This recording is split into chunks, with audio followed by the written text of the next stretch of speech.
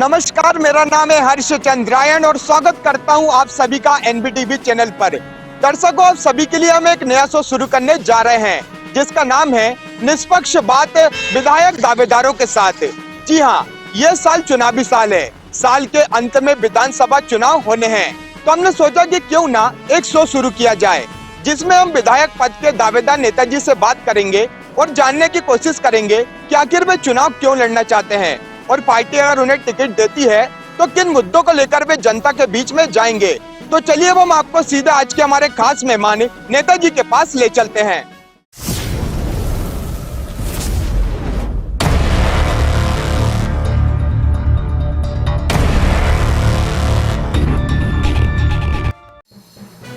आज हमारे साथ मौजूद है भाजपा के वरिष्ठ नेता संतोष पारीक जी। संतोष पारीक जी को भाजपा का काफी वरिष्ठ नेता माना जाता है और इन्होंने अपनी राजनीति की शुरुआत छात्र राजनीति से ही कर दी थी। पूर्व में संतोष पारीक जी नर्मदापुरम जिले में भाजपा के जिला अध्यक्ष के पद पर रह चुके हैं और वर्तमान में भाजपा प्रदेश कार्य समिति सदस्य के पद पर हैं। तो चलिए अब हम इनसे खास बातचीत शुरू करते हैं। आपका स्वागत है हमारे शो में। नमस्कार। मेरा पहला सवाल यही रहेगा कि 2023 के विधानसभा चुनाव को आप किस प्रकार देखते हैं?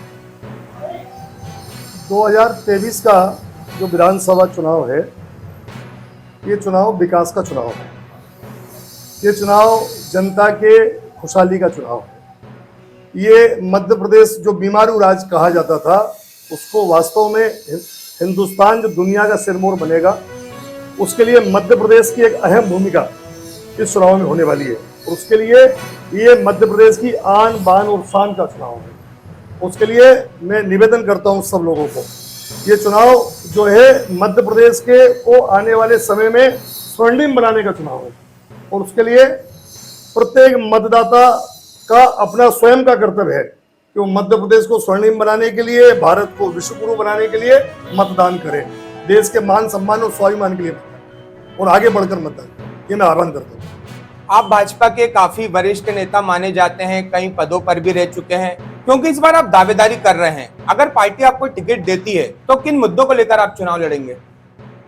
नहीं, हमारे यहाँ भारतीय जनता पार्टी में चुनाव लड़ने की इच्छा सब लोग प्रकट करते हैं, वो करना भी चाहिए। लेकिन हमारी पार्लियामेंट्री बोर्ड है, वो इस बात को तय करती है कि किसको चुनाव लड़ना है। पहली बात तो ये ध्यान में रखना चाहिए कि मैं राजनीति में क्यों। राजनीति में कुछ लोग पद प्रतिष्ठा के लिए आते हैं, कुछ लोग धन अर्जित करने के लिए आते हैं, कुछ लोग जो है नाम सम्मान कमाने के लिए आते हैं, और कुछ लोग तेरा वैभव अमर रहे माँ, हम दिन चार रहे ना रहे, भारत माता की सेवा के लिए, जनता की सेवा के लिए, जन की सेवा के लिए लोग आते हैं। और उसके लिए निरंतर अगर पार्टी मुझे मौका देगी, पार्टी मुझे अवसर देगी, तो मेरा केवल एक ही चीज़ है कि जनता जनार्दन की सेवा करना और उसके माध्यम से मध्य प्रदेश और केंद्र की जो लोक कल्याणकारी योजनाएं हैं, जिनके लिए बनी है वो योजनाएं, वो उन तक पहुंचाना है। क्या एक माध्यम, मैं अपने आप को मानूंगा। पिछले 3 चुनाव से लगातार सिवनी मालवा विधानसभा सीट पर भाजपा का कब्जा रहा है, तो क्या सोचते हैं आप कि चौथी बार भी भाजपा को जनता मौका देगी या इस बार कांग्रेस जीतेगी? नहीं, सवाल ही नहीं उठता। कांग्रेस के पास कोई मुद्दे नहीं है, कांग्रेस के पास कोई नीति नहीं है, कांग्रेस के पास कोई रीति नहीं है। कांग्रेस अपने खुद जो बात, कांग्रेस पहले स्वदेशी की बात करती थी, स्वदेशी से मुकर गई। कांग्रेस ग्राम राज्य की बात करती थी, ग्राम राज्य से मुकर गई। कांग्रेस जो है, जिस कांग्रेस का स्वयं का अपना, कांग्रेस की स्थापना कौन ने करी थी? ए.ओ. ह्यूम ने करी थी, जो एक विदेशी खुद थे। उसके लिए कांग्रेस जो है वो अपने मूल से भटकी है। कांग्रेस के पास केवल आरोप लगाना, केवल जो है, आज आजादी में अगर हम देखें तो 76वां वर्ष हम रन कर रहे हैं। चाहे दिल्ली की सरकार हो, चाहे भोपाल की सरकार हो, लगभग 60 साल तक लगातार भोपाल की सरकार और दिल्ली की सरकार में कांग्रेस ने राज किया। और कांग्रेस के चरित्र के बारे में अगर मैं बताऊं 60 साल में, तो 60 साल में कांग्रेस ने क्या किया? 60 साल में कांग्रेस ने किया हाल बेहाल बदहाल 60 साल में। अगर हम हाल बेहाल बदहाल 60 साल में, हड़ताल घड़ियाल काल 60 साल में, घोटालों के लाल वहा, सत्ता के दलाल वहा, वो लाल हुए गाल, माला माल 60 साल में। नौनिहाल इस देश के, इस प्रदेश के, नौनिहाल फटेहाल बदहाल देश के। और महंगाई में आटा दाल बिकराल काल साल में, और बेलाडीना एनरान टेलीफोन सुकराम ऐसे लेके जेड तक एक भी शब्द ऐसा नहीं छोड़ा जिस शब्द के नाम पर घोटाला ना हो। ऐसा कोई नेता नहीं है जिसके नाम पर बेईमानी का धब्बा नहीं लगा हो। उसके लिए इस देश में भाई भतीजावाद, परिवारवाद और भ्रष्टाचार की जो जनता की गाड़ी गवाई उसको चढ़ाने का काम कांग्रेस ने किया है। उसने कांग्रेस को नैतिक दायित्व नहीं बनता राज्य करने का, शासन करने का। उसके लिए मुझे पूरा विश्वास है कि 2023 में मध्य प्रदेश में पुनः भारतीय जनता पार्टी की सीट अब की बार 200 पार के नारे के साथ आएगी, और केंद्र में पुनः 2024 में नरेंद्र मोदी जी की सरकार अब की बार 400 पार के नारे के साथ आएगी, और प्रचंड बहुमत के साथ ये जन आंदोलन बन गया है मध्य प्रदेश में। ये जन आंदोलन बन गया है पूरे देश में कि अगर वास्तव में देश को वापस स्वर्णिम बनाना है, सोने की चिड़िया बनाना है, विश्व गुरु बनाना है, जगत गुरु बनाना है, तो ये जन आंदोलन बन गया। उसमें जनता खुद आगे आकर चुनाव लड़ रही, ये स्थिति बन गई। अगर हम बात करें तो पिछले चुनाव में भाजपा ने जनता से जो वादे किए थे, तो क्या वो वादे पूरे हुए हैं? हाँ, हम तो निरंतर बात कर रहे हैं। हम जब बोलते थे कि रामलला हम आएंगे, मंदिर वही बनाएंगे, तो लोग हमारी मजाक उड़ाते थे। हम बोलते थे रामलला हम आएंगे, मंदिर भव्य बनाएंगे, तो हमारी मजाक उड़ाते थे। हमसे कांग्रेस बोलते थे लेकिन रामलला हम आएंगे, मंदिर वही बनाएंगे बोलते थे, लेकिन कांग्रेसी मजाक उड़ाते थे, तारीख नहीं बताएंगे।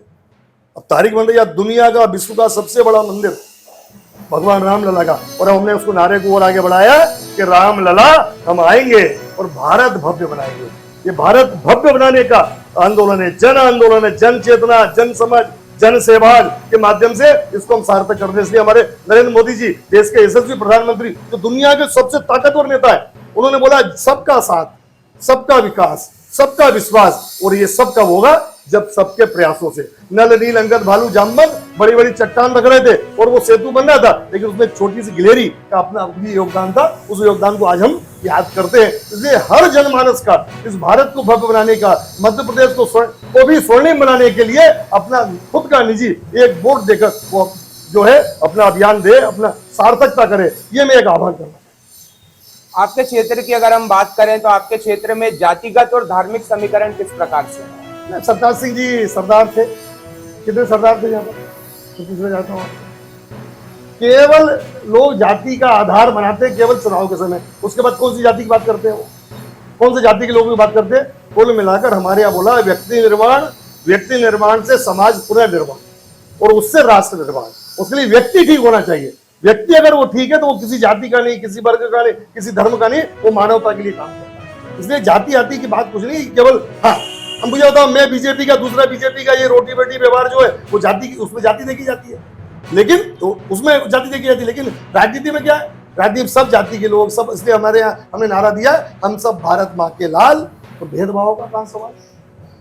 इसलिए इसमें जाति मतलब मुझे तो ध्यान में नहीं है कि जाति वाली कोई बात चलती हो, लेकिन निरंतर फिर भी कुछ लोग हमारे बंधु वाले जाति की बात रखते हैं, अच्छी बात है, तो रहना चाहिए। लेकिन हम सब, ये चुनाव जाति का चुनाव नहीं है, ये चुनाव पार्टी का चुनाव नहीं है। मैं पुनः कह रहा हूँ, ये चुनाव मध्य प्रदेश को स्वर्णिम बनाने का चुनाव। ये चुनाव जो है हमारे को भारत को विश्व गुरु बनाने का चुनाव है। उसने जाति से ऊपर उठकर, वर्ग से ऊपर उठकर, अपने निजी स्वार्थों से ऊपर उठकर हमको प्रदेश का और देश के बारे में सोचना है। ये उसका चुनाव है। उसके लिए जाति की बात ना करें, अच्छा व्यक्ति चुनिए। जैसे अपनी बेटी के लिए, जैसे आप अपनी बहन के लिए वर चुनते हैं, अच्छा खानदान देखते हैं, वैसे आप अच्छी पार्टी देखें, वैसे आप अच्छा व्यक्ति देखें, और उसके माध्यम से ताकि आपकी बहन बेटी सुखी रहे, उसके लिए आप वर चुनते हैं। इसलिए आप मध्य प्रदेश जो है आपका क्षेत्र सुखी रहे, क्षेत्र आपका अच्छा रहे, इसलिए ऐसा आप कुल चुने, यानी पार्टी चुने और ऐसा व्यक्ति चुने, ये मैं आह्वान करता हूं। अगर हम आपकी बात करें तो आप चुनाव क्यों लड़ना चाहते हैं? क्या आप कोई अच्छा काम करना चाहते हैं क्षेत्र के लिए, जिसके लिए अभी तक आपको कोई अच्छे अवसर नहीं मिल पाए हो, और इस चुनाव में आप एक अच्छा अवसर देख रहे हो? मेरे को जब तक मैंने विद्यार्थी जीवन से मैं छात्र राजनीति में हूँ, और छात्र राजनीति में रहते हुए मैंने छात्रों के हित के लिए जो नवीन कन्याशाला है, जो हाई स्कूल जो है, वो उसके लिए बिल्डिंग की बात हो, चाहे आपकी कन्या जो शाला की बिल्डिंग की भवन की बात हो, चाहे आपकी जो है एकल प्रश्न पत्र प्रणाली को लेकर मामले हो, ऐसे छात्र हित में मैंने उस समय जो है आंदोलन किया। सन 90 में अखिल भारतीय विद्यार्थी परिषद के माध्यम से जब जम्मू कश्मीर में जो हमारे हिंदू भाई बहनों के साथ, हिंदुओं के साथ जो नरसंहार हो रहा था, और बेटियों के साथ बहुओं के साथ जो जातियां हो रही थी, उसके लिए पूरे हिंदुस्तान में एकमात्र छात्र संगठन अखिल भारतीय विद्यार्थी परिषद था जिसने जम्मू कश्मीर जाकर मार्च किया था। और वहां तिरंगा फहराना जो है, भारत का तिरंगा नहीं फहराया जा सकता, तिरंगा नहीं होता था। और उसके लिए उसको लेकर सन 90 में जम्मू कश्मीर मार्च किया। मैं यहाँ से 12-13 लोगों को लेकर जम्मू कश्मीर मार्च में गया था। हम डोडा में जाकर अरेस्ट हुए भारत माता के लिए, और वहां हमको तिरंगा नहीं फहराना दिया। उस समय तत्कालिक प्रधानमंत्री थे बीपी सिंह, उनको हमने दिल्ली में आके तिरंगा दिया था कि आप लाल चौक पर जाकर तिरंगा लहराएं। लेकिन हमारे हमारे डॉक्टर श्यामा प्रसाद जो है मुखर्जी जो है, उनने इस देश में 2 विधान, 2 प्रधान, 2 निशान नहीं चलेंगे, इस बात को लेकर अपना बलिदान दिया। उस बलिदान को जो है वो आज सार्थक नरेंद्र मोदी जी और माननीय अमित शाह जी के माध्यम से इस भारतीय जनता पार्टी ने किया है कि आज जम्मू कश्मीर में तिरंगा जो है शान से लहराता है, हर घर पे लहराता है, हर पंचायत में लहराता है। लेकिन ये कांग्रेस की सरकार में हम तिरंगा लाल चौक पर भी नहीं लहराते थे, तिरंगा जलाया जाता था। उसके लिए हमने ये किया है। उसके लिए मैं छात्र जीवन से राजनीति प्रारंभ की है।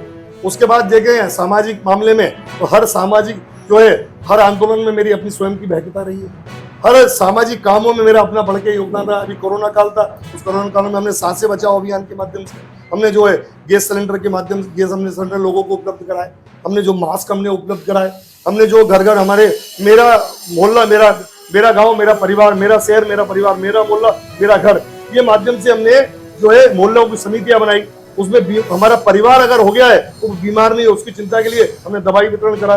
बाहर से कोई आ रहा है तो उसकी सूचना देने का काम किया है हमने। और बाहर से जो निकल कर हमारे क्षेत्र से जा रहे हैं तो उनके घरों से रोटियां कलेक्ट करके हमने उन तक पहुंचाई है।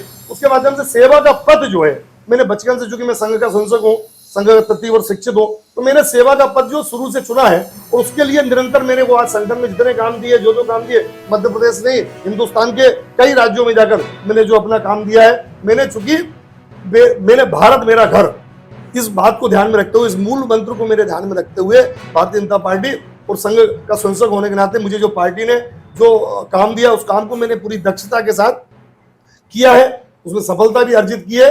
मैं जो है इस बार टिकट की मांग कर रहा हूं। पार्टी अच्छा मानेगी, अच्छा लगेगा तो मुझे अवसर देगी, मुझे बोलेगी देगी चुनाव लड़ना है तो मैं चुनाव लड़ूंगा और चुनाव जीतूंगा। अगर हम कांग्रेस के अलावा बात करें तो इस बार आम आदमी पार्टी भी जोरों शोरों से तैयारी कर रही है, साथ ही गोंडवाना पार्टी भी पूरी तरह से चुनाव लड़ने के लिए तैयार है। इसे आप कैसे देखते हैं? अब आम आदमी पार्टी जो है उनका अपना एक वो है, गोंडवाना पार्टी है, उनका अपना वो एजेंडा है। पार्टी अगर है तो चुनाव लड़ना उसका मूल अधिकार है, लड़ना चाहिए, है ना, आए मैदान में। लेकिन जरा देखे तो कि जिन बिंदुओं को लेकर आम आदमी पार्टी बनी थी, उन मान बिंदुओं पर खड़े उतरे हैं क्या? कितने लोग उनके विधायक, कितने मंत्री आज जेल में, उनकी क्या स्थिति है, जरा उस पर आप विचार करें। उसके लिए निरंतर, लेकिन मध्य प्रदेश में भारतीय जनता पार्टी का आधार है, भारतीय जनता पार्टी की रीति है, भारतीय जनता पार्टी की नीति है, भारतीय जनता पार्टी में लोगों का विश्वास है। उसलिए मुझे लगता है कि ये चुनाव लड़े, आए मैदान में, कोई दिक्कत नहीं है। वो मैदान में जो चुनाव मैदानी है वो तो उसमें जो आता है मैदान में वो लड़ता है, कोई दिक्कत नहीं, लड़े। अगर आपके अलावा हम बात करें तो भाजपा में और भी बहुत नेता इस बार दावेदारी करने वाले हैं, तो आप में ऐसी क्या खासियत है जो भाजपा आप पर भरोसा करके आपको मौका देगी? नहीं, मेरे बारे में ऐसा बताते हैं मैं सरल हूँ, सहज उपलब्ध हूँ। मुझे ध्यान में नहीं आता है कि रात में मेरा मोबाइल बंद रहता हो। कभी आप भी आजमा के देख लेना, कभी 2 बजे 3 बजे रात को अगर फोन कोई लगाता है तो मैं उठाता हूँ, रिसीव करता हूँ। मैं जितने कॉल मेरे पास है मैं कॉल बैक करता हूँ। मुझे कोई बुलाता है तो मैं उसको बोलता हूँ रुक जा, तुम कहाँ हो, मैं चला जाता हूँ उसके पास, मैं पहुँच जाता हूँ। लेकिन हमारे पार्टी में एक पद के लिए एक से ज्यादा कई योग्य उम्मीदवार और उसमें से चयन एक का होता है, तो जिसका फिर चयन हो गया उसके लिए हमको मिलकर काम करते हैं, क्योंकि हमारा प्रत्याशी जो कमल का फूल है। हम हमारे विचार को लेकर चुनाव लड़ते हैं, हम हमारे मान बिंदुओं के आधार पर काम करते हैं। उसके लिए प्रत्याशी एक मान वो होता है। हमारे यहाँ मूल हमारा चुनाव चिन्ह है, मूल हमारी विचार है, उसको लेकर हम काम करते हैं। प्रत्याशी है, बहुत सारे हमारे मित्र हैं, मेरे से और योग्य प्रत्याशी होंगे, मेरे से और योग्य दावेदार होंगे, वो अपनी दावेदारी कर रहे हैं। सब अपने अपने पक्ष रखते हैं और अपनी अपनी बात रखते हैं। बाद में फिर जिस पर पार्टी की मोहर लग जाती है उसके पीछे रखकर पार्टी काम करती है, उसको सामने रखकर पार्टी काम करती है। अगर भाजपा की बात करें तो भाजपा चुनाव में हिंदुत्व की बात जरूर करती है, पर सिवनी मालवा विधानसभा क्षेत्र में एक बड़ी समस्या है गायों की। पूरी सड़क पर दिन रात गाय बैठी रहती है, आए दिन एक्सीडेंट होते हैं, लोगों की जान जाती है, कई बार बड़े वाहनों से टकराकर गायों की भी जान जा रही है। तो क्या आपको ऐसा नहीं लगता इस चुनाव में गौ माता का श्राप भाजपा को भारी पड़ सकता है? नहीं, आप तो कुछ प्रत्यक्षदर्शी है, जब कोविड काल था, कोविड काल में गौ माता की बहुत ज़्यादा समस्या थी। मैंने यहाँ हाई स्कूल ग्राउंड को पूरा गौशाला बनाया था और लगभग सैकड़ों गायें मैंने वहाँ रखी है। लगभग 2-3 महीने 4 महीने हमने बहुत अच्छा यहाँ जो है यहाँ हमने अभियान चलाया था। उसमें युवाओं की भागीदारी और समाज की भागीदारी थी। उसमें हमने बहुत अच्छी गौशाला चलाई। हम पुनः प्रयास कर रहे हैं। हमने एक जगह मांग करी है दत्तात्रेय मंदिर ट्रस्ट वालों से, वो हमको बाईपास पर 5 एकड़ जमीन देने वाले हैं। तो निरंतर उनसे अगर वो जमीन हमको उपलब्ध हो जाएगी, मैंने एसडीएम से मेरी उनसे चर्चा हुई है, जमीन मिल जाएगी तो हम नगर पालिका के समाज के अन्य सहयोग से हम एक अच्छी गौशाला करेंगे।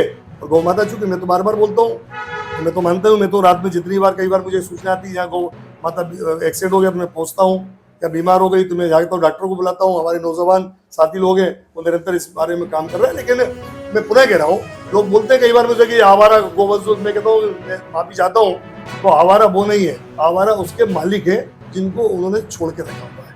वो तो 33 करोड़ देवी देवता है उसमें। हमारे यहाँ ऐसी रीति है कि अगर हमारे यहाँ कोई अनहोनी हो जाती है, कोई दुर्घटना, माता पिता दादा दादी कुछ हो जाता है, तो हम बेतरनी पार करने के लिए कि हम पूछ पकड़ के बेतरनी पार करते हैं। हम ब्राह्मण को गोदान करते हैं। 33 करोड़ देवी देवता जो है वो उसमें वास करते हैं। हम अगर शिव जी का जो अभी चूंकि श्रावण मास चल रहा है, अधिक मास चल रहा है, हम शिव जी के मंदिर जाते हैं तो बाहर नंदी बैठा हुआ है, तो पत्थर का नंदी है, जो पत्थर के नंदी है, चाहे वो हमारे पीतल के नंदी हो, चाहे हमारे स्टील के नंदी हो, चाहे हमारे अन्य जो नंदी है, जो देवता, हम उनके कान में जाकर अपने जीवन की मनोकामनाओं को पूर्ण करने के लिए हम उसके कान में कहते हैं।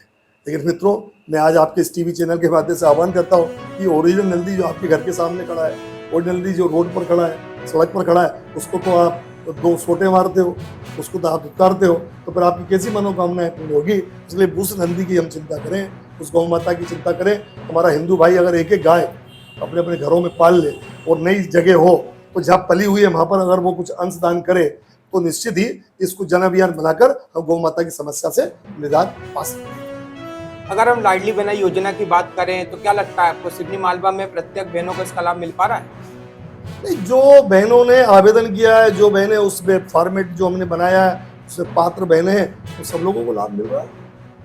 अधिकांश बहनों को लाभ मिल रहा है, दिख रहा है। और हर महीने के 10 तारीख है, 10 तारीख ये रक्षाबंधन का त्यौहार आ रहा है। सगा भाई एक बार साल में एक बार उपहार देता है, लेकिन एक हमारा संबंध, एक बोर्ड से जो हमारा संबंध है, उस संबंध से बने हुए हमारे जो लाडली लक्ष्मी बहना योजना बनाई थी, वो जब लाडली लक्ष्मी हुई, तो जब वो भांजी हुई तो स्वाभाविक है उसकी माँ तो जो है वो बहन हो ही जाएगी ना। तो अब वो उन्होंने लक्ष्मी के लिए भी काम किया, अब लाडली बहनाओं के लिए भी किया। उसके लिए मैंने तो बार बार बोल रहा हूँ कि जब से लाडली बहना योजना मध्य प्रदेश में आई है, घर घर में खुशहाली चाहिए। लेकिन कांग्रेस का कहना है कि अगर उनकी सरकार बनती है तो वे प्रत्येक महिला को बिना किसी शर्त के 1500 रुपये महीना देंगे। मुंगेरी लाल के सपने अच्छे हैं, किसी से आएगी, होगा, है ना। बुआ जी की मूछें हो जाती तो वो काका जी हो जाते हैं, उनकी मूछें होना नहीं, वो काका जी होना नहीं है। ऐसे हमारे यहाँ गाँव में चलती है। ठीक है, वो अपना कर रहे हैं, लेकिन हमने तो बोला स्पष्ट कि जैसे जैसे बजट की प्रावधान होगा, हम 1000 है फिर 1250 करेंगे, जैसे माननीय मुख्यमंत्री जी बोला है, फिर 1500 करेंगे, फिर 1750 करेंगे, फिर 2000 करेंगे, 2250 करेंगे, और या अंतोगत्वा 3000 तक हम इस योजना को लेकर जाएंगे। और वो इसलिए जाएंगे क्योंकि इसके पहले मैं आपको बताना चाहता हूँ कि पहले हमारे यहाँ 3 जातियाँ 4 जातियाँ हैं जो वनवासी है, आदिवासी है, वो सहरिया है, बहारिया है और बेगा है। ये जाति अति पिछड़ी जाति है, और इनकी जो बहनें हैं वो बेचारी अपने बच्चों के लिए टॉफी के लिए, बच्चों की आइसक्रीम के लिए, बच्चों की जो दवाई के लिए, बच्चों के छोटे छोटे जो जरूरत की चूंकि वो दिन भर माँ घर में रहती, पिता मजदूर चले जाते हैं, उनसे कुछ मांगते हैं तो वो बेचारी दे नहीं पाती थी, चाह कर भी नहीं दे पाती, चाह कर भी उसकी इच्छा पूरी नहीं कर पाती थी। तो वो इच्छा पूरी नहीं करवाने के कारण शिवराज जी के मन में ये भाव रहता था कि हम बहनों के लिए क्या कर दे, क्या कर दे। उसके लिए हमने उनके लिए किया था, और उनके लिए जब किया था, और जो है इन्होंने लालच दिया था कि हम 2 लाख का कर्जा हम आप कर देंगे, युवाओं को 4000 रुपया हम बेरोजगारी भत्ता देंगे, हम 5 रुपया हम दूध पर बोनस देंगे, ऐसे कई लालच देकर इन्होंने सत्ता हथियाली दी। और लेकिन मित्रों, मैं बताना चाहता हूं कि इस 15 महीने की सरकार में वो बहनों को जो हम 1000 रुपया देते थे, वो 15 महीने की सरकार में इन्होंने देते हुए 1000 रुपये कांग्रेस ने बंद कर दिए। हमारा जो संबल कार्ड था वो संबल कार्ड बंद कर दिया। हमारे जो तीर्थ दर्शन योजना, वो तीर्थ दर्शन योजना बंद कर दी। हमारा जो बहनों, हमारे जो गरीबों के जो मकान आते थे, जो प्रधानमंत्री देते, उस मकान की जो मध्य प्रदेश की अंश राशि लगना था, वो अंश राशि नहीं दी। ऐसा सारी केंद्र सरकार की योजनाएं जो मध्य प्रदेश सरकार और केंद्र सरकार के मिलकर चलती है, मध्य प्रदेश ने अपना अंश ना देकर सारी योजनाओं को बंद किया। ये योजना को बंद, जो मुख्यमंत्री जी की लोक कल्याणकारी योजना चल रही है, उन योजनाओं को बंद करने वाली सरकार, योजना नहीं बनाने वाली सरकार नहीं। योजना बोलते हैं युवा है जो है वो बैंड बजाएंगे, युवाओं से हम ढोल चढ़वाएंगे। अरे युवा ढोल चढ़ाएंगे, युवा बैंड बजाएंगे? अब तो युवा कांग्रेस की बैंड बजाएंगे, कमलनाथ की बैंड बजाएंगे।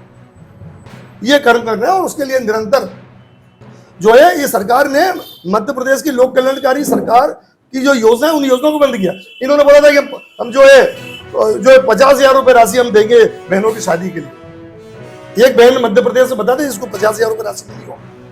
जिन बहनों की शादियां हो गई 50,000 रुपए के उसमें, उनके समय में, उन बहनों के यहाँ अब भांजे भांजी भी हो गए, उनको अभी तक वो पैसा नहीं मिला। लेकिन उन्होंने 50,000 बोला, हमने 50,000 रुपए दिए और हम तो अब हम सीधा सामान नहीं दे रहे हैं, क्योंकि सामान देने में कई बार जो है ठेकेदार जो होते हैं वो कुछ ऊंचा नीचा माल करते हैं, हम तो पूरा पैसा देते हैं। अब सीधा हम चेक जो देते थे उस बहन को जो है और भाई को चेक देते हैं जिसकी शादी होती है वो जो है, और उसके माध्यम से वो जो सामान उनकी आवश्यकता लगे, घर की आवश्यकता, उसके हिसाब से उसकी खरीदारी करते हैं।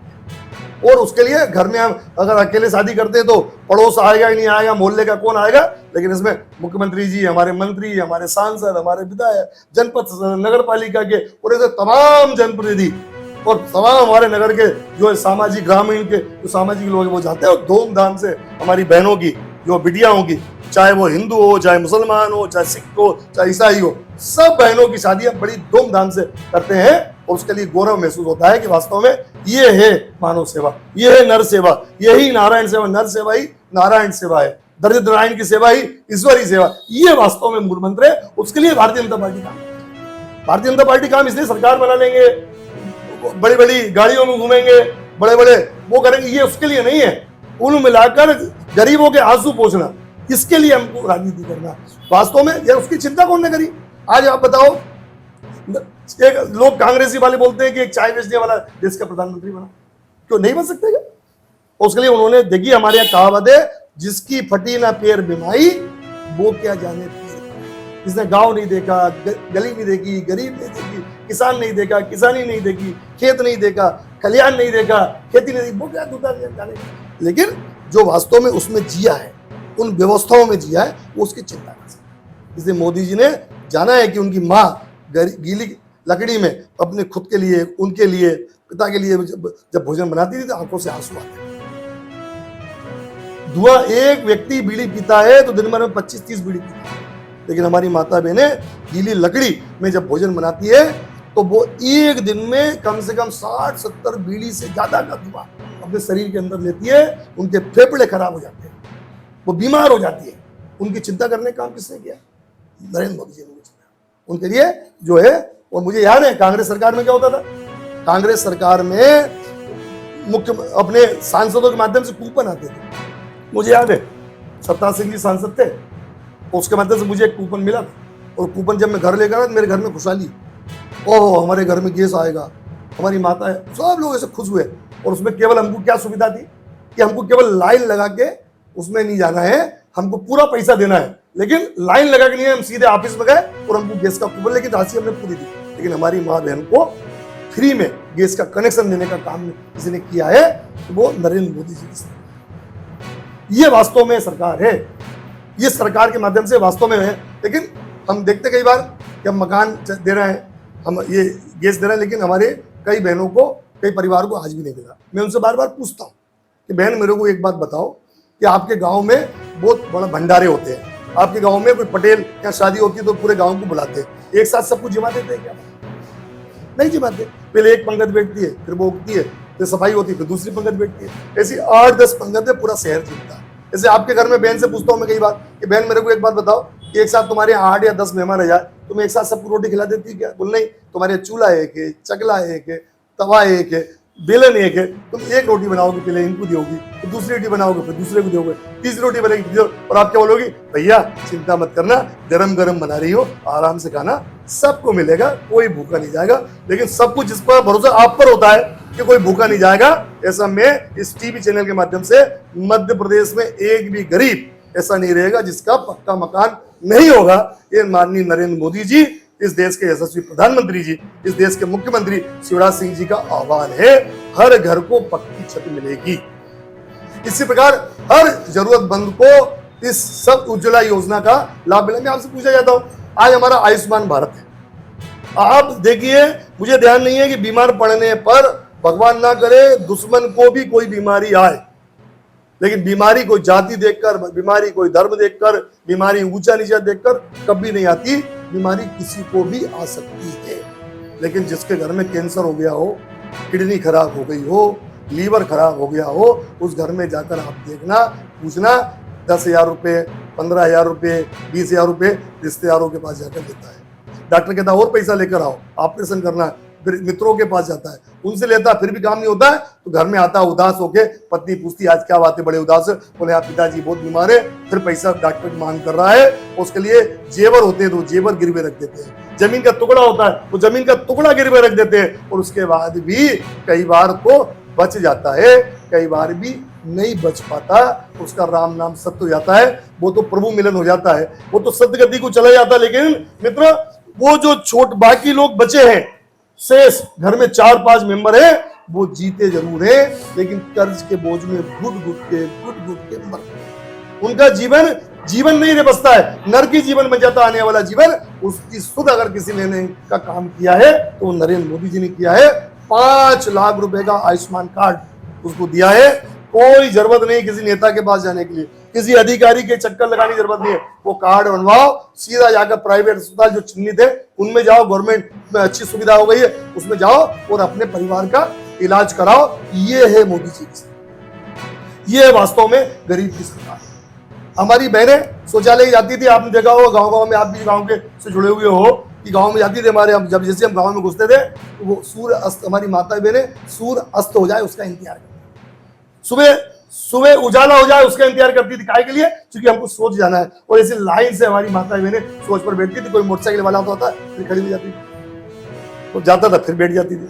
कम से कम 5 बार 6 बार जब तक उठ बैठक नहीं कर ले, जब तक हमारी माँ बहन वो सोच नहीं जा पाती थी। ये हमारे सर पर कलंक था, भारत के सर के ऊपर कलंक था। वो कलंक को मिटाने का काम किसी ने किया है, हर घर शौचालय के माध्यम से, इज्जत घर के माध्यम से, वो नरेंद्र मोदी जी की सरकार ने किया। ये भाजपा सरकार है। ये परिवर्तन कैसे नहीं होते, इसलिए किसी ने बोला है कि परिवर्तन होते नहीं देखते रहने से, परिवर्तन होते नहीं देखते रहने से कर्तव्य क्षेत्र में स्वयं उतरना होता है, और उपलब्धि बड़ी तो त्याग बड़ा करना होगा। परिवर्तन हित खपना मरना होता है, तब जाकर परिवर्तन। जैसे आपने देखा होगा, जिस झाड़ में जितने अधिक फल लगते हैं उतने अधिक पत्थर पड़ते हैं। बबूल पर कभी पत्थर मारते किसी को देखा है? नीम के झाड़ पर पत्थर मारते किसी को देखा है क्या? लेकिन आम के झाड़ पर पत्थर लगते हैं, बेर के झाड़ पर पत्थर लगते हैं, जाम के झाड़ पर पत्थर लगते हैं, इसलिए क्योंकि उससे अपेक्षा है, उससे कुछ मिलने वाला है। उसके लिए कई बार हमको भी लगता होगा, हमारे नेताओं को लगता है, हमारे लोगों को लगता है कि हमसे बोलते हैं, हमसे बोला जाता है। इसलिए बोला जाता है कि हमसे उम्मीद है, हम कुछ कर सकते हैं, और उसके लिए जितना अधिक झाड़ लदता है, जितना अधिक उसमें फल लगते हैं, उतना अधिक वो विनम्र होता है, उतना अधिक वो झुकता है। इसलिए हम विनम्रता के साथ हम जो लोगों के लिए करते चले, सतत करते चले, और उसके माध्यम से जब तक एक एक घर खुशहाल नहीं होगा तब तक भारतीय जनता पार्टी का ये अभियान ये निरंतर चलता रहेगा। और ये विश्व गुरु बन जाए, भारत जगत गुरु बन जाए, मध्य प्रदेश स्वर्णिम बन जाए, जब तक ये अभियान जारी रहेगा। इसलिए man to man, home to home और हार्ट टू हार्ट, हर घर से, हर व्यक्ति से, व्यक्ति के भी दिल से जो है ये कमल खिले, हर घर भाजपा हो, घर घर भाजपा हो। ये अभियान को लेकर भारतीय जनता पार्टी नीचे मतदान केंद्र तक, मतदान केंद्र की टोली तक, पन्ना प्रमुख तक लगी हुई है, और उसके माध्यम से निश्चित में पुनः भरोसा मुझे है कि मध्य प्रदेश में अच्छी मात्रा में 200 पार की मात्रा में भारतीय जनता पार्टी जीतेगी, सफल होगी। ये मैं आपको बोलना चाहूँगा। अभी आपने आयुष्मान कार्ड की बात की, बीमारियों की बात की। अब अगर हम सिडनी मालवा के शासकीय अस्पताल की बात करें, यहाँ बिल्डिंग तो काफी अच्छी बना दी गई है, लेकिन आज भी डॉक्टरों की कमी देखने को मिलती है, साथ ही मशीनों की भी काफी कमी है। इसको आप कैसे देखते हैं? देखो मित्र, आप भी यही हो, मैं भी यही था। कोविड काल में मैं हमारे यहाँ के डॉक्टरों की, हमारे यहाँ के स्टाफ की, हमारे यहाँ के समाज सेवी जितने भी लोग लगे थे, मैं सबकी तारीफ करता हूँ। हमने हमारे क्षेत्र के, हमारे लोगों की अधिक से अधिक, जितनी अधिक सेवा हो सकती है उतनी अधिक सेवा के माध्यम से हमने किया।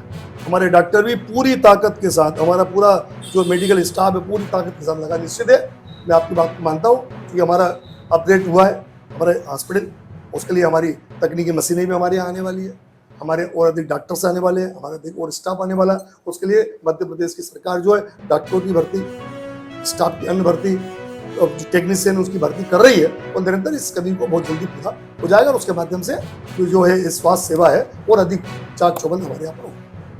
अगर हम किसानों की बात करें तो किसानों की काफ़ी समस्या है, चाहे वे खाद के लिए लंबी लाइन में लगने की समस्या हो या फिर फसल समय पे ना बिकने की समस्या हो, और अगर फसल बिक जाती है तो पैसा खाते में लेट आता है, जिसके कारण उनकी आगे की जो फसलों की तैयारियां हैं वो पूरी तरीके से प्रभावित हो जाती है। तो किसानों की समस्याओं को आप कैसे देखते हैं? निरंतर खुशहाली आ रही है। आप देख लीजिए, 3-3 फसलें हमारा किसान है।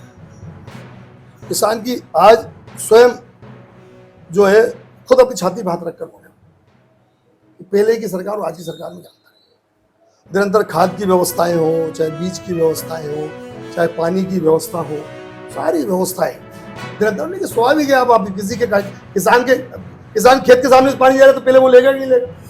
निश्चित लेगा, जबकि व्यवस्था क्या है, पहले ऊपर वाला ले, नीचे वाला बाद में ले। लेकिन होता ये है एक्चुअल में, ये ऐसा होता नहीं। जिसके घर के सामने से पानी जा रहा है वो क्यों नहीं लेगा? वो लेता है, लेकिन पानी व्यर्थ ना जाए, पानी का एक एक बूंद का उपयोग हो। तो निरंतर हमने हमारे डैम के पानी का सदुपयोग करके आज मूंग के उत्पादन में हमने रिकॉर्ड उत्पादन हरदा नर्मदापुर ने किया। आज पंजाब गेहूं के माध्यम से, पंजाब गेहूं के मामले में मर जाना था, आज हमारा हरदा नर्मदापुरम आज पंजाब के को भी पीछा छोड़ने का काम हमारा किया। आज मध्य प्रदेश 5-5 बार जो है कृषि कर्मण पुरस्कार मध्य प्रदेश सरकार को मिला। कांग्रेस सरकार थी बीच में, उसके पहले, तो पहले जब कांग्रेस सरकार थी तो तब भी केंद्र में सरकार थी, तब भी तो भाजपा को मध्य प्रदेश सरकार को कृषि कर्मण पुरस्कार मिलता था, और उसके लिए निरंतर है। इसके बाद भी और सुधार हमारे कृषि मंत्री कमल पटेल जी, कृषि मंत्री केंद्रीय हमारे नरेंद्र सिंह तोमर जी, ये निरंतर कृषि के में हम और क्या क्या अच्छा कर सकते हैं, कितना अच्छा कर सकते हैं, निरंतर लगे हुए हैं। आने वाले साथ उन्होंने एक खाद के लिए रोड मैप किया कि किस गांव में कितना डीएपी और कितना यूरिया लग रहा है, उसके लिए पहले से हम उसके लिए वो माननीय कृषि मंत्री जी बुला रहे हैं कि किस गाँव, और उसके लिए पहले से हम उस गांव में स्टॉक उतना कर देंगे सोसाइटी के माध्यम से, ताकि किसान को कहीं नहीं जाना पड़े और सीधा उसको वहीं से उसको मिल जाए, उसकी व्यवस्था में भी लगे। अगर नहरों के पानी की बात की जाए तो टेल क्षेत्र के किसानों को पानी नहीं मिल पाता है, और ये आरोप लगाए जाते हैं कि उनके हिस्से का पानी जो है हरदा जिले को दिया जाता है, तो इस पर आप क्या कहना चाहेंगे? पानी यार देखो, पानी दरअसल लुढ़क के जाता है ना, उड़ के तो नहीं आता, नहर में से जाएगा ना, और नहर में भी जितना आपका ड्राइंग है पुलावा है उसके अंदर से जाएगा ना, तो कैसे ले आइए? अब उधर जा रहे तो इधर क्यों नहीं आएगा? ये आरोप लगाने के लिए अच्छा है, लेकिन हमारे यहाँ पर पर्याप्त मात्रा में नीचे किसानों को पानी मिल रहा है, अच्छा मिल रहा है, और अधिक कुछ कमियां जा रही है, उन कमियों को दूर करके और अधिक क्षेत्र जो है उनकी लाइनिंग है, जो कि हमारे यहाँ तो इसकी लाइनिंग होगी नहरों की लाइनिंग के माध्यम से पानी और अच्छा दौड़ता है। और हमारे यहाँ पानी का जो मान लो कहीं जाता भी है तो वो नहर के माध्यम से कहीं ना कहीं नालों में आता है, तो लोग नालों से इंजन लगा के फिर उससे भी लिफ्ट कर लेते हैं, और वो किसान अपने खेत में ले लेता है। तो कमांड एरिया जितना है नहरों का, उस कमांड एरिया में पानी पहुंच रहा है, लेकिन ये कमांड क्षेत्र और अधिक बढ़ना चाहिए।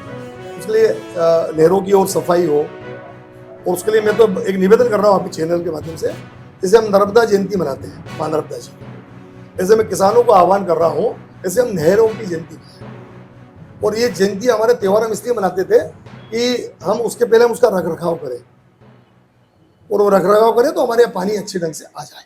हम लोग मिलकर, निश्चित हमारे यहाँ जो है सतवासा है, और वहाँ पर निरंतर नहर जयंती कार्यक्रम होता है। मैं लगभग बसंत पंचमी पर उसमें जाता हूँ उस आयोजन में, लेकिन ये आयोजन में तवा उत्सव के कार्यक्रम भी हमने 2 बार से मना रहे हैं, उस उत्सव को भी आने वाले समय में और अधिक धूमधाम से मनाने के, उसमें किसान बंधु, क्योंकि हमारे यहाँ जैसे मैं कई बार मैं तो हमेशा बोलता हूँ नर्मदा मैया की जय, साथ में तवा भैया की जय, क्योंकि हमारा जो एरिया जो आज हमारे चेहरे पर खुशहाली है वो तवा के कारण है, तवा के पानी के कारण है। इसलिए हम उसकी भी पूजन करें और उसकी भी हम चिंता करें। उसके लिए किसान भाई भी हम सब लोग मिलकर सामूहिक प्रयास करके, मेरे क्या होता है सबके प्रयास, इस सबका सामूहिक प्रयास है, और सामूहिक प्रयास से निरंतर जहाँ पानी और नहीं पहुँच रहा है हम प्रयास करके वहाँ भी पानी पहुँचाने का काम करेंगे, और उसके माध्यम से निश्चित जिस खेत को जहाँ हक है उसका पानी मिलने का उसको मिलना चाहिए, मिल रहा है। जहाँ कोई बात ऐसी आती है तो उसको दूर भी करते हैं। हमारे विधायक जी हैं, सांसद जी हैं, तो मिलकर पूरा करते हैं, जनप्रतिनिधि लोग उसको आगे। बेरोजगारी एक बड़ी समस्या है। अभी तक कोई ऐसे उद्योग यहाँ पर स्थापित नहीं किए गए, काफी लंबे समय से भाजपा सत्ता में है, तो क्या देखते हैं आप कि युवाओं को रोजगार मिलने के लिए क्या करना चाहिए?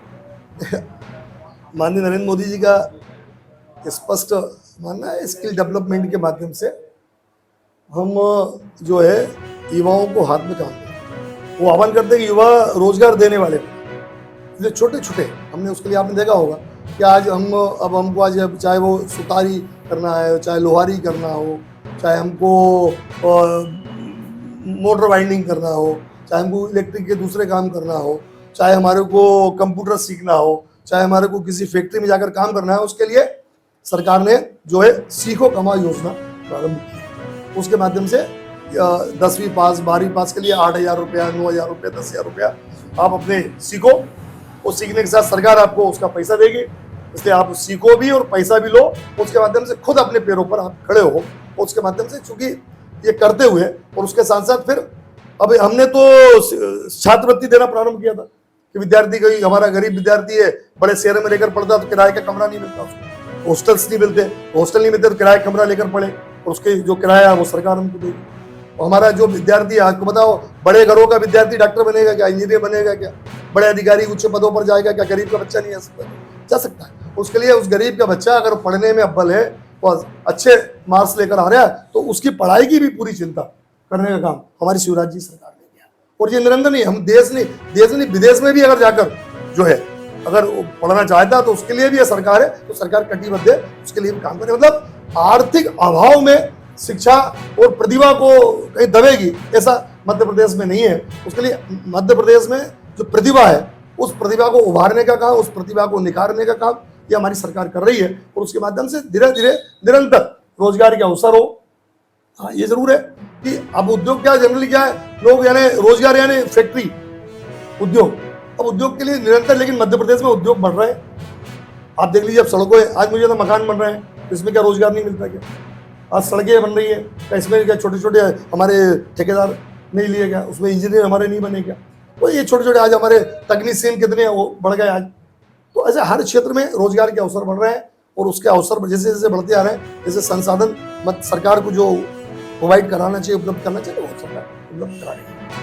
कांग्रेस के शासन में सोयाबीन प्लांट आया था, हालांकि कांग्रेस के शासन में ही बंद भी हो गया था, लेकिन लंबे समय से भाजपा है, तो भाजपा ने कभी क्यों नहीं प्रयास किया कि वापस सोयाबीन प्लांट को शुरू किया जाए? सोयाबीन की फसलें हमारे यहाँ हो गई, लेकिन हमारे यहाँ धान के जो है उस हमारे नए छोटे छोटे प्लांट हमारे प्रारंभ हुए, जिसी लोगों ने किए। मैंने केंद्र में बात की है, प्रदेश में बात की है। ये मेरा जरूर मानना है कि जो नरवई जो है, नरवई हमारे बड़े मात्रा में जलाई जाती है, तो इसलिए नर्मदापुर और हरदा के बीच में नरवई बड़ी मात्रा में होती है। इसलिए हम कुछ मिलाकर इसको एक, चूँकि ये भूसा जो है फैलता बहुत है, तो फैलने का इसका परिवहन की बहुत समस्या है, क्योंकि नहीं तो कई जगह वो चारे का संकट है गौ माता के लिए। उसके लिए कहीं ना कहीं इसको कॉम्पैक्ट करके कोई ऐसा ढेप बनाकर और उसमें कुछ ऐसा मिलाए कि ताकि वो हमारा गोवंश जो है वो बहुत चाव से उसको खा ले। उसके लिए मैंने ऊपर भी बात करी है, और मैंने कई ऐसे उद्योगपति जो हैं उन लोगों से मेरी चर्चा हुई है। हरदा में भी एक मित्र हमारे अपने वहाँ से आते हैं गुजरात से, उनसे मेरी चर्चा हुई है। ये एक दिमाग में ज़रूर है, और मेरी हेमंत खंडेलवाल जी उनके भी इस दिशा में काफ़ी चलता है। मैंने उनको बातचीत किया, मैंने आपके यहाँ पर चारे का संकट है, तो आप हमारे यहाँ से भूसा ले लो, और आपके यहाँ से हमारा जैविक जो आपका वो क्या बोलते हैं गोबर की खाद है वो हमारे क्षेत्र को मिल जाएगी, तो हमारे यहाँ जैविक और अधिक मात्रा में खेती होना प्रारंभ हो जाएगी। उस दिशा में प्रयास होना चाहिए, और उसके लिए मैं अपने स्तर पर निरंतर प्रयासशील हूँ। मैं उसमें भगवान ने मुझे अभी संगठन की शक्ति तो दी है, सरकार की शक्ति भी मुझे आप सब लोगों के और जनता के और पार्टी के माध्यम से मिली, तो उस दिशा में जरूर मैं प्रयास करूँगा कि ये काम बड़ा होना चाहिए। उससे गौ माता का जो आपने बताया तो संकट भी दूर होगा उनके खाद्य संपत्ति से।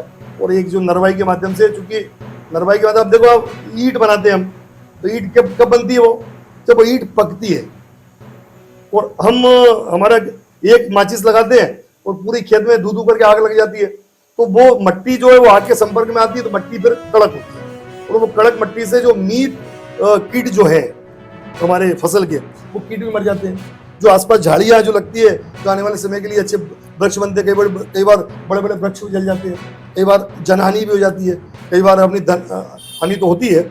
उसके लिए इन सब बचने से लिए, क्योंकि क्या सरलता से खेत बन जाता है, उसलिए सरलता से रास्ता अपनाने के लिए ये लोग करते हैं। उसके लिए कोई ना कोई टेक्निकल नए चीज़, चूँकि अब रोटावेटर आया था, अब वो दूसरे यंत्र भी आ रहे हैं अब, लेकिन वो नरवाई जो बच जाती है उसका और अधिक क्या अच्छा उपयोग हो सकता है, उसके लिए प्रयास करेंगे। वो कुछ ना कुछ होना चाहिए, मैं पक्षधर हूँ आपका, ये इसके लिए करेंगे। 2023 के विधानसभा चुनाव में आखिर जनता भाजपा को वोट क्यों दे? जनता 2023 में भाजपा को वोट इसलिए दे कि गरीबों की जो मूल समस्या थी, वो सारी समस्याओं का निदान भारतीय जनता पार्टी ने किया है। आज हमारे यहाँ पर सड़कों का जाल चारों तरफ, किस गांव से किसी गांव में चले जाओ, चल आज हमारे यहाँ ओवरब्रिज देख लो आप, धर्मकुंडी का ओवरब्रिज चालू हो गया, चतरखेड़ा का ओवरब्रिज चालू हो गया, सीपुर का ओवरब्रिज हमारा स्वीकृत हो गया, ये हमारे पूरे बनकर तैयार हुए हैं। आज हमारी स्वास्थ्य के बारे में आप देखो, सीएम राइज स्कूल हर जगह विधानसभा में एक है, हमारे यहाँ पर 2 सीएम राइज, एक सिवनी वालों में बन रहा है, एक हमारा केसलाम बन रहा है, ये हमारा यहाँ पर हो रहा है। तो दूसरा मूल चीज है सम्मान, अमन चैन, लाइन ऑर्डर। आज हमारे यहाँ पर बढ़िया इत्मीनान से आदमी सोता है, इत्मीनान से आदमी उठता है, आदमी चैन की नींद, मतलब अमन चैन भाईचारा के साथ यहाँ पर रहता है।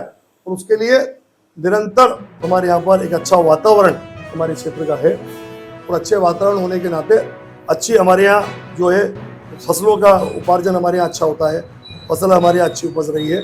हमारे यहाँ उद्योग, हमारे यहाँ जो छोटे छोटे कुटीर उद्योग हमारे यहाँ अच्छे प्रारंभ हुए हैं। आप मुझे बताओ, हमारी स्व सहायता बहनों का एक समूह, अभी एक कार्यक्रम हुआ था, हर बहन हमारी लखपति बने, हर बहन, उसके लिए हमारी सरकार योजना काम कर रही है, और उसमें इतनी बड़ी मात्रा में हमारी बहन लखपति बनी है स्व सहायता समूह के माध्यम से, छोटे छोटे काम के माध्यम से। और वो अभियान निरंतर जारी तब तक है जब तक एक बहन भी बचेगी लखपति, अगर जो नहीं बनेगी, उनकी आय 1 लाख से ऊपर होना चाहिए, 1.25 लाख, 1.5 लाख, 2 लाख रुपए हर घर में।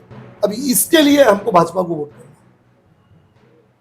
हमारे चेन और एक अच्छा वातावरण हमारा क्षेत्र का बने, इसके लिए हमको वोट करना, सड़कों का जाल हमारा बहुत अच्छा बने, इसके लिए हमको बात करना। इसके बाद हमारे जो मान बिंदु है, उन मान बिंदु को हमारा वो उनका मान सम्मान स्वयं, अभी हम छिंदवाड़ा में एक हनुमान लोक जो है वो बना रहे हैं, जाम शामली में वो बना हुआ है।